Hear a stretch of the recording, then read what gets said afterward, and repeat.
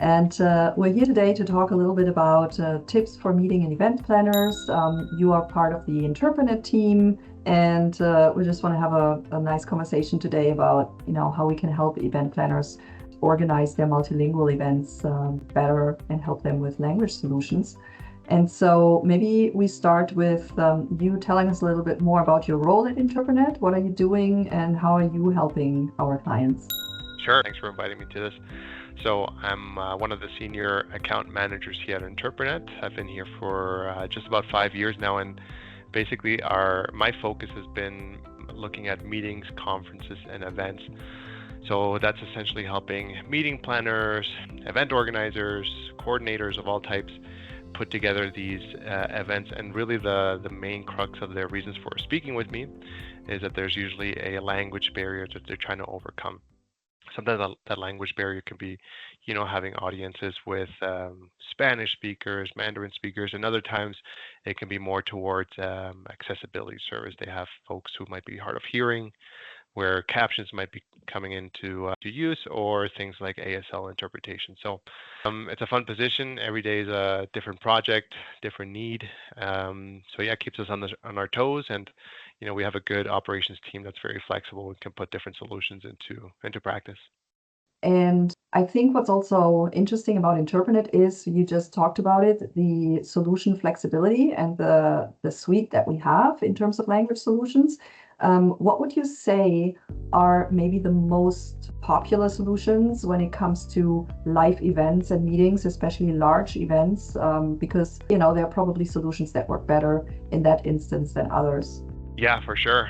What has been the case in my tenure here is simultaneous interpretation. It's still up to this date, even with the prominence of AI coming out now. Human interpretation, having that experience where an audience member can be engaged watching the actual speaker while listening in their preferred language. It's still the most requested the most requested solution. And especially when we started going into COVID times, the remote simultaneous RSI, that was the solution that really, skyrocketed things. A lot of people were finding that, their virtual events could really benefit from that. They didn't need to get any folks into their studios or anything like that. And that kind of translated to a post-COVID environment as well, with hybrid events really taking off in 2023. And even now with on-site events kind of making a comeback in a big way. RSI is still one of the more requested services. We don't need to have all these technicians, equipment in the venue room. Kind of adds a lot of logistics. So RSI has definitely been our bread and butter for sure. But that doesn't take away from traditional on-site interpretation.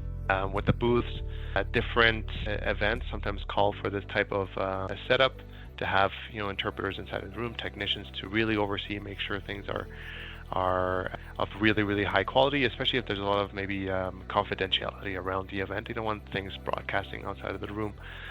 So those are two services, and maybe captions is also taken off quite a bit with an AI spin on things, where a lot of human voices are now being captured in their original language and then subtitled into maybe 4 or 5 different languages. It allows a lot of conference organizers to kind of tackle a lot of things with a single service, just leveraging AI.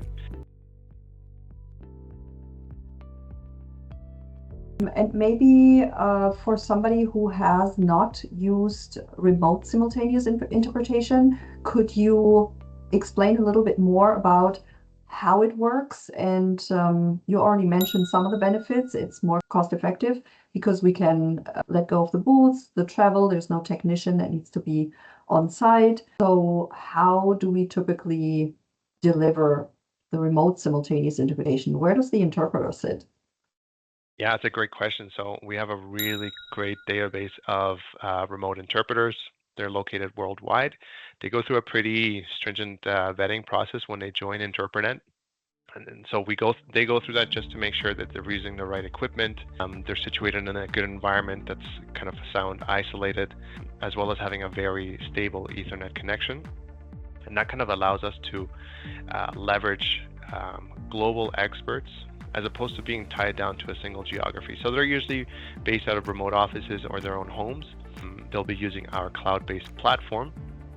So really what that means on the plates of our meeting organizers is that we need to have eyes and ears inside of the room.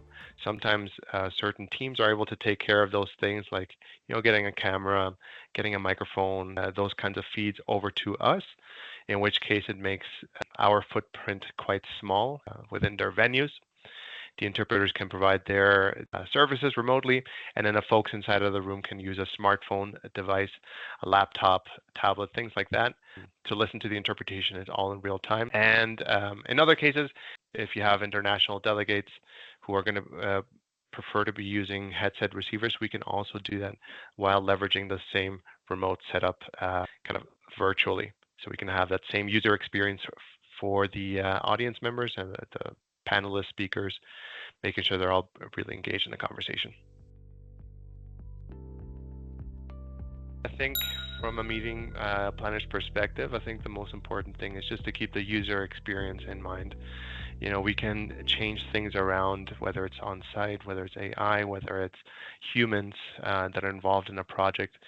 But if you're taking the time to organize a big event, have your CEO speak, your head of HR, your keynote speaker, whatever it might be, you always want to keep in mind that there might be somebody in the audience there who is not going to be able to follow along, who attended regardless and might be disengaged. So keep them in mind. Do you want them to be able to use their own personal device? Do you want them to have the facility of using a headset receiver or looking down on the phone to see multilingual captions? Do they want to be hearing an AI voice or a human voice that's going to be kind of transmitting a little bit more of the feeling of the speaker? These are kinds of things that I would recommend our meeting planners to consider, and we'll walk them through each one of those options, look at the pros and cons, and we'll see what's the best fit. And maybe for all the meeting and event planners out there who are interested in our language solutions, and maybe even how to decide which solution is best for them, how do you typically go about having that conversation with the meeting planners? What are some of the questions or some of the considerations that you bring up to make sure that they can decide on the ideal solution for their specific event scenario? So there's definitely a lot of factors that go into things, but to start with, the venue sometimes dictates the amount of room that's available there. Sometimes it comes down to things where confidentiality, like I was mentioning earlier. Do they want to be able to stream this out to interpreters who might be based elsewhere, or do they want to keep things within the room? The profile of those who are attending, they want to have a very tight control of everything that's happening inside of the room, in which case they'll go with the more traditional setup. So, we go into a lot of discussions about what technical capabilities they're able to put forward. So if they're able to take care of cameras, the soundboard, the sound mixer, that makes our lives a lot easier, in which case RSI is a great solution. Other cases, maybe with museums, for example, they have very limited equipment. In those cases, we're a little better suited to send interpreters there, set up a quick, maybe a tabletop booth, and provide the interpretation that way. In other cases, we're being requested to serve in a manufacturing site. So they have to, walk around, do site tours, look at different machinery. And, that obviously provides a bit of a challenge where people have to move from one room into the other. You might not have stable connections. So things like the venue really come down to which solution would be best. The user experience, do they want people using headset receivers, or do they want to use their own smartphone devices? And the dynamics, who can take care of those technical setups, and are you going to be moving from one room into the other? These are kind of the things that we discuss on a day-to-day basis.